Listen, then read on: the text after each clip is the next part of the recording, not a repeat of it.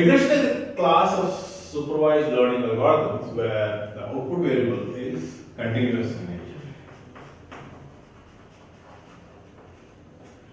So in continuous variables, the issue is we are not usually able to have very high performance evaluation like accuracy. Instead, we discuss about how far is the projected solution from the actual data.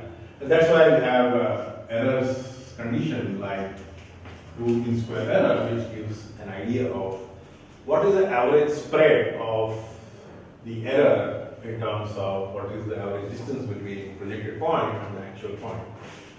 And we have normalized error function like R square. So let's look at some of the popular regression techniques. One of the most important regression technique is quite old. It comes from the statistical science of curve fitting. It's called linear regression. So linear regression bases itself on the notion that any data can be fit and approximated by a straight line. The basic idea is if you have a set of data points, you can approximate it with a straight line, and the idea is you feel that straight line is good enough to capture the data present in the original data. So here, the point where it touches the origin or it touches the when x equal to 0, what's called the intercept.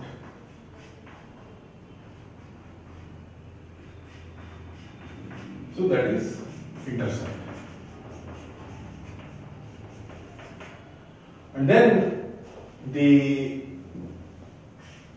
parameters here are the coefficients of each of the variables. Now, when you look at fitting a straight line, you will typically have the evaluation measure as root mean square error, where you will see whatever is the original original minus corresponding y value. You will take a sum of that, then you will do a square root of that divided by n. The point is RMSE gives you a measure of how far the projected solution from the original data is by taking a square of the errors, summing them, divided by n and taking the root of that. Other approach is to look at, instead of actual mean square error, you can also look at individually what is the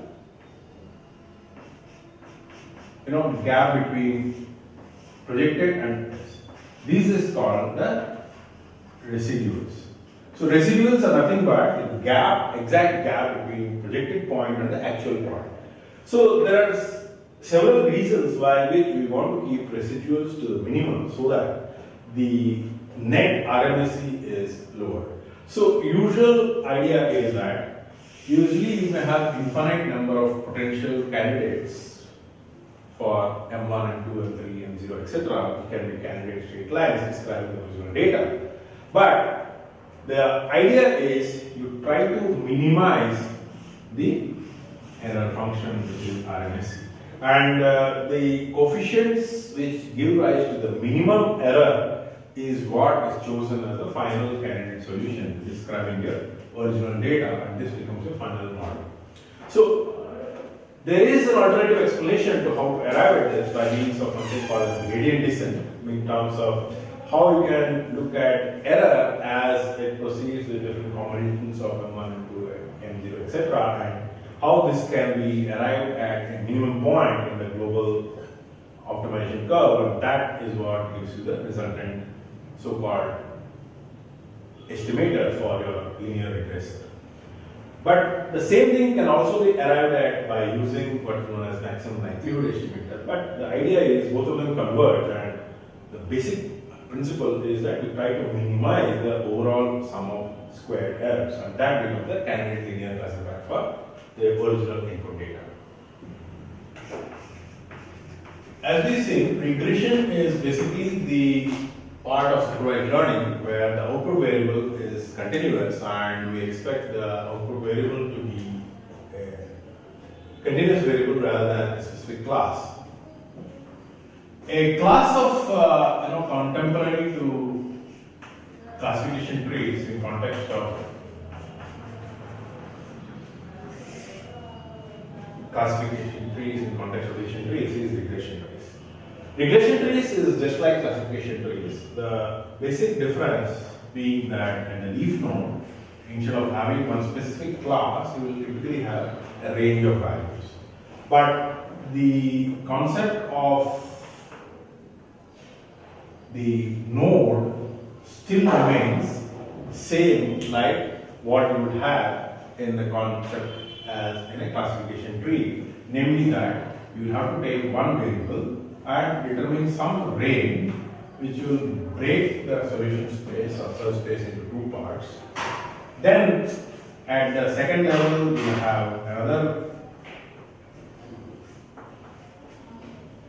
point of break which will then further break into two or more parts, and each branch can have a different decision point which is independent of the other.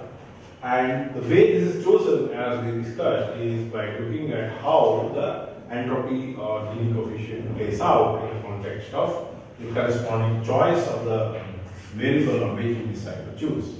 The only difference from the classical classification tree is that at the leaf node, here you will have all the data points, say between 3 to 5, 3.1, 3.2, 3.4. Similarly, here you may have a range of data points between 4.0 to maybe 5.1 to 6.5. The idea is, this is something which is parameterizable in terms of the leaf node. What is the range you're looking at? You can collect multiple data points per leaf node, or you can choose, if you choose granularity as one data point, then it becomes a very large regression tree with very small decision at leaf node. But the point is, usually regression trees are carried out such that at each leaf node you have a range of values, and all the input data where output falls between these follow this path of the tree. Then, just like the classification tree, we again here can convert the path followed from the root all the way to the leaf node in form of a rule which says x1 is suppose less than 5 and x3 is less than 5.5. Output would be between 3 to 5. So that is probably an addition tree rule generated from the regression tree.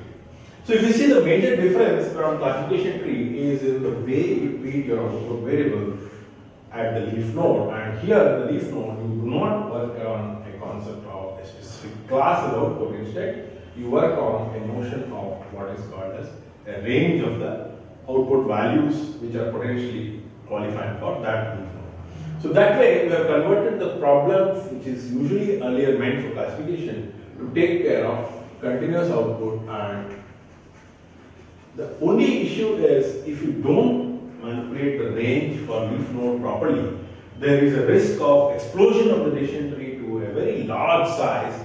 If you have very granular leaf node, which is saying that I want for 3.5 one node, 3.6 another node, 3.7 another node, that means you talk about a huge number of leaf nodes, and that results in a large amount of nodes in the decision tree. So instead, what we typically do is we work on a range at the leaf node of the regression tree, and we let the regression tree be constructed such that we are able to have a manageable size both in terms of the depth and also in terms of overall number of nodes that it needs to carry out. So regression tree is an elegant approach to handle regression.